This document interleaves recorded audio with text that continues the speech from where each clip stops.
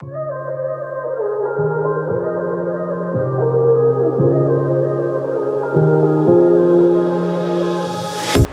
My dear students, तो आज की क्लास में हम लोग बात करेंगे electric flux and Gauss theorem के बारे में। ठीक है, तो इलेक्ट्रिक फ्लक्स क्या होता है बच्चों? इलेक्ट्रिक फ्लक्स जानने से पहले फ्लक्स जानते हैं। फ्लक्स होता क्या है? Flux means flow. फ्लक्स जो है वो लैटिन वर्ड है टू फ्लो। फ्लक्स जो है लैटिन वर्ड है जिसका मतलब होता है फ्लो। तो कैसे? अगर मैं बात करूं किसी पाइप की, तो ये मेरे पास एक क्रॉस सेक्शनल पाइप है जिसके अंदर से वाटर फ्लो करके बाहर निकल रहा है। तो इससे निकलने वाले वाटर को, इस क्रॉस सेक्शन से निकलने वाले वाटर को क्या बोलेंगे? वाटर फ्लक्स बोलेंगे। क्या बोलेंगे? Water flux. ठीक है बच्चों, या फिर तुम लोगों ने 11वीं क्लास में एक डेरिवेशन भी किया होगा ई फ्लक्स का। ठीक है, जिसमें से एक होल में से, एक नोजल से वाटर बाहर निकलता है। बर्नौली की एप्लीकेशन हम लोगों ने 11वीं क्लास में की थी। तो बच्चों फ्लक्स मीन्स टू फ्लो, या फिर कोई चीज़ जब किसी क्रॉस सेक्शनल एरिया को क्रॉस करती है तो उसे फ्लक्स बोला जाता है। ठीक है, तो अब बात करते हैं बच्चों इलेक्ट्रिक फ्लक्स के बारे में। इलेक्ट्रिक फ्लक्स, इलेक्ट्रिक फ्लक्स क्या मतलब है इलेक्ट्रिक फ्लक्स का? देखते हैं बच्चों। Number of electric field lines crossing over an area, crossing over an area. किसी एरिया को क्रॉस करने वाली फील्ड लाइंस को क्या बोला जाएगा? नंबर ऑफ फील्ड लाइंस को क्या बोला जाएगा? उस एरिया से इलेक्ट्रिक फ्लक्स कहा जाएगा। ठीक है, उस एरिया से उतना फ्लक्स कहा जाएगा जितनी फील्ड लाइंस क्रॉस करके जा रही हैं।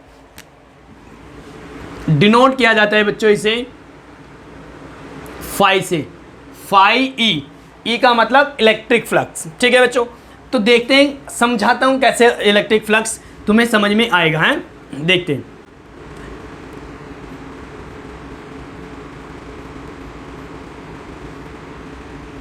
यह है बच्चों एक स्क्वायर शीट या रेक्टेंगुलर शीट जिसमें से इलेक्ट्रिक फील्ड लाइंस कुछ इस तरह क्रॉस करके जा रही हैं।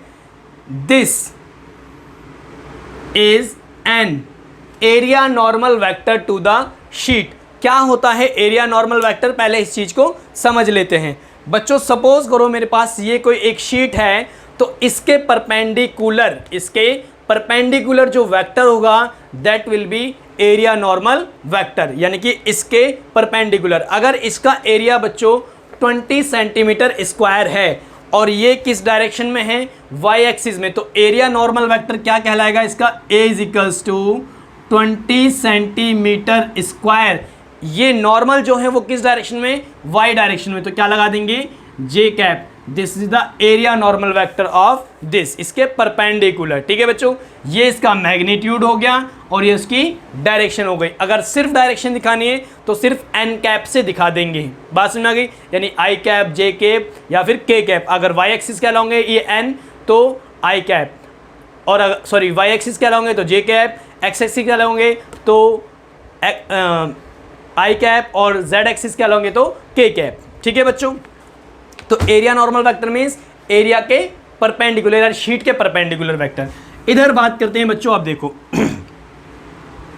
ये एरिया नॉर्मल वेक्टर, तो फील्ड लाइंस इस तरीके से क्रॉस करके इस शीट को जा रही हैं। दूसरा केस देखते हैं बच्चों।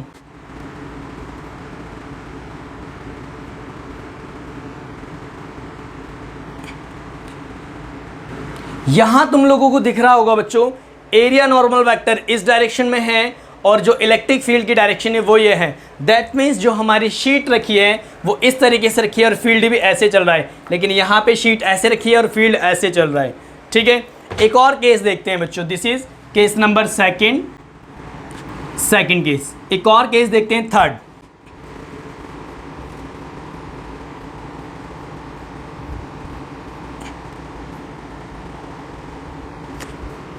यहां तुम लोगों को दिख रहा होगा बच्चों इस शीट का area normal vector this makes an angle theta with the electric field. Electric field is in this direction and area normal vector is in the direction making an angle theta. अब अगर मैं तुमसे पूछूं कि इन which of these cases, इनमें से किस case में number of field lines cross ज़्यादा हो रही हैं, तो तुम कहोगे सर फर्स्ट केस के अंदर मैक्सिमम फील्ड लाइंस क्रॉस करके जा रही हैं शीट को, तो ये फर्स्ट केस कुछ ऐसा है जहाँ से फील्ड लाइंस ऐसे क्रॉस करके जा रही हैं। सेकंड केस में ऐसा है फील्ड लाइंस इसको क्रॉस करके नहीं जा रही हैं। थर्ड केस के अंदर शीट ऐसे रखी है बट जो फील्ड है वो एंगल बनाते हुए आ रहा है, ठीक है। तो फ्लक्स का फॉर्मूला होता क्या है, यहां पे मैं कह सकता हूं electric flux phi is equals to 0 है। कोई भी फील्ड लाइंस इस शीट को क्रॉस नहीं कर रही, बट इस वाले केस में फाई की वैल्यू 0 नहीं है। वो मैं कैलकुलेट करूंगा, बताऊंगा क्या होती है। इस वाले केस के अंदर फाई की वैल्यू 0 नहीं है, वो हम अभी कैलकुलेट करेंगे जब पता चल जाएगा फ्लक्स कैसे कैलकुलेट किया जाता है। तो बच्चों फ्लक्स कैलकुलेट करने के लिए electric flux phi is equals to होता है ई डॉट ए। क्या फॉर्मूला होता है इसका, ई डॉट ए, या फिर ई ए कॉस थीटा, जहां पर कि ई जो है वो क्या होता है, electric field intensity, electric field intensity, A area normal vector, and बच्चों थीटा, थीटा जो होता है इन दोनों के बीच का एंगल होता है, एरिया नॉर्मल वेक्टर एंड यह है एरिया नॉर्मल वेक्टर, या इसे ऐसे भी डिनोट कर सकते हैं, डरने वाली बात नहीं है। एन कैप से इसलिए दिखा रहे हैं कि सिर्फ ये क्या शो कर रहा है, डायरेक्शन को शो कर रहा है विदाउट मैग्नीट्यूड। तो हम यहां पे थीटा क्या लिखेंगे बच्चों, angle between E electric field and area normal vector. बात समझ में आई, this is the formula for electric flux. अब बच्चों ये डॉट प्रोडक्ट है, तो डॉट प्रोडक्ट से मिलने वाला जो रिजल्ट होता है वो एक स्केलर क्वांटिटी होती है। तो फ्लक्स फाई इज या ऐसे लिख देता हूं मैं, इट इज स्केलर क्वांटिटी, ठीक है बच्चों। दूसरी बात, एसआई यूनिट क्या होगा, एसआई यूनिट ई न्यूटन पर कूलाम और ये ए मीटर स्क्वायर, तो एसआई यूनिट क्या हो जाएगा, न्यूटन पर कूलाम मीटर स्क्वायर। दूसरी बात बच्चों, डायमेंशन फॉर्मूला अगर लिखें तो ML3T-3A-1, ये इसका डायमेंशन फॉर्मूला होता है। तो अब बच्चों बात करते हैं दोबारा से यहीं पे, तो यहाँ पे फ्लक्स क्या हो जाएगा, फ्लक्स हो जाएगा हमारा phi is equals to first case के अंदर E इंटू ए और cos theta. What is the angle between area normal vector and electric field, sir 0, very good. तो ये 0 हो जाएगा और कॉस 0 की वैल्यू क्या होती है बच्चों, 1 होती है। तो क्या लिखेंगे, E इंटू ए, जो मैंने लिखा था अभी इससे पहले कि नॉट इक्वल्स टू 0, तो उसकी वैल्यू कितनी है, E इंटू ए। दूसरी बात बच्चों, इस वाले केस के अंदर 0 है, कैसे देखते हैं, phi is equals to E A cos theta. बच्चों थीटा कितना है यहाँ पर, 90, why normal vector and electric field, theta 90 cos 90, oh no, cos 90 की वैल्यू 0, तो क्या हो जाएगा यहाँ पे 0, फ्लक्स इज इक्वल्स टू 0। समझ में आया बच्चों। इस केस के अंदर जो फ्लक्स की वैल्यू होगी वो होगी डायरेक्ट क्या, E phi is equals to E A cos theta, because यहाँ पे थीटा की वैल्यू गिवन नहीं है बच्चों। बात समझ में आ गई। चलो इतनी बातें तुम्हें समझ में आ चुकी होंगी। अब देखते हैं बच्चों इसी के ऊपर एक क्वेश्चन, उसके बाद में गॉस थ्योरम डिस्कस करेंगे।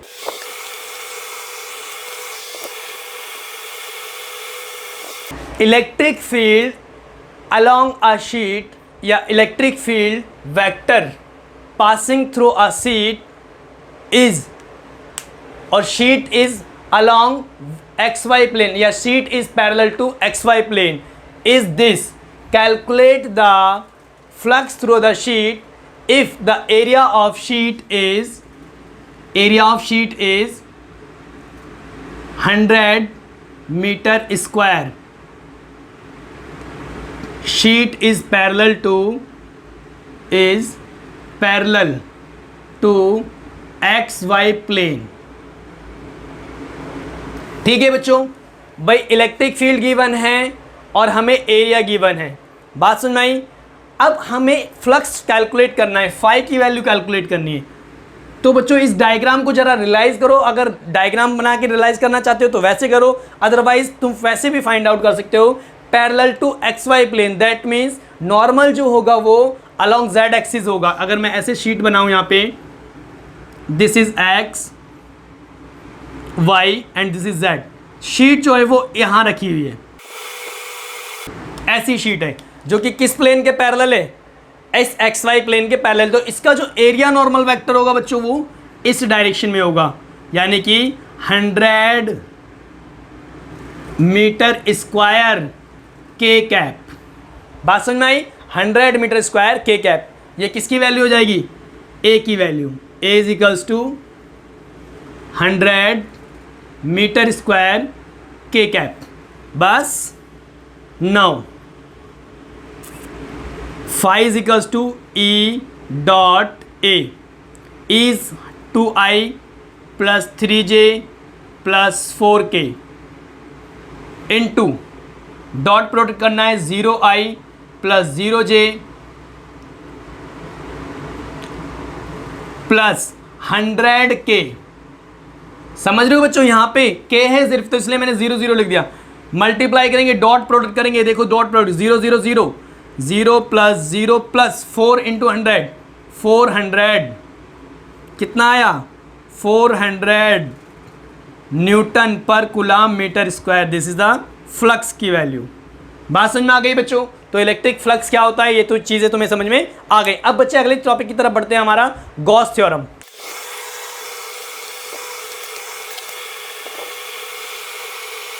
गॉस थ्योरम या फिर गॉस लॉ। क्या कहता है गॉस थ्योरम या गॉस लॉ बच्चों, ये कहता है कि फ्लक्स जो है हमारा electric flux E dot A is equals to Q by epsilon naught. Electric flux over a closed surface, electric flux over a close surface is equals to 1 by epsilon naught times 1 by epsilon naught times the charge enclosed in the surface। यानी कि electric flux जो होगा किसी close surface से वो कितना होगा, Q upon में epsilon not time, Q upon में एप्सिलॉन नॉट होगा, और Q क्या होगा, उस क्लोज सरफेस के अंदर कितना चार्ज एनक्लोज्ड है।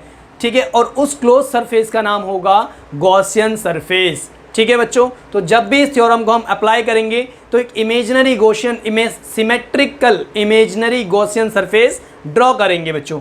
दूसरी भाषा में इसे कैसे बोला जाएगा, और phi is equals to surface integral, closed surface integral of electric field is equals to 1 by epsilon naught times the charge enclosed.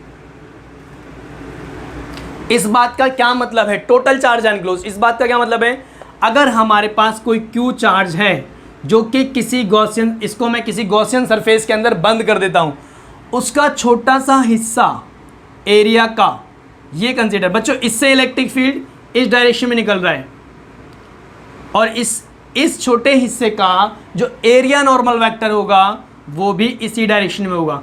ये मैंने DS ले लिया, सरफेस एरिया नॉर्मल वेक्टर। अब इसको अगर मैं इंटीग्रेट करता हूं इस गॉसियन सरफेस को के थ्रू इलेक्ट्रिक फील्ड को, समझ में आ रहा है, इलेक्ट्रिक फील्ड का सरफेस इंटीग्रल करता हूं, इलेक्ट्रिक फील्ड का सरफेस इंटीग्रल करता हूं, तो वो किसके बराबर होगा, सरफेस इंटीग्रल Q अपॉन में एप्सिलॉन नॉट के बराबर होगा। दैट मीन्स इस गॉसियन सरफेस के अंदर कितना चार्ज एनक्लोज्ड है उसके बराबर होगा। तो मैं इसकी स्टेटमेंट लिख देता हूं, electric flux over an closed surface is equal to, दूसरी स्टेटमेंट लिखते हैं बच्चों, ये वाली स्टेटमेंट नहीं, ये वाली स्टेटमेंट डायरेक्ट लिख देता हूं मैं, surface integral of surface integral closed surface integral of electric field is over an area is 1 by epsilon naught times the charge enclosed in surface। ठीक है बच्चों, close surface integral of electric field, इस electric field का close surface integral करेंगे तो किसी area पर, और उस एरिया का नाम Gaussian surface, is 1 by epsilon times the charge enclosing the surface. This is the Gauss theorem statement. दोनों चीज़ें तुम लोगों को ध्यान में रखनी है बच्चों। बात समझ आई? गॉस थ्योरम होती क्या है? गॉस थ्योरम अप्लाई करने के लिए गॉसियन सरफेस बनाया जाएगा, सिमेट्रिकल गॉसियन सरफेस बनाया जाएगा। आई बात समझ में बच्चों? अच्छा, अभी क्वेश्चन कर लेते हैं। क्वेश्चन है what is net flux over sphere.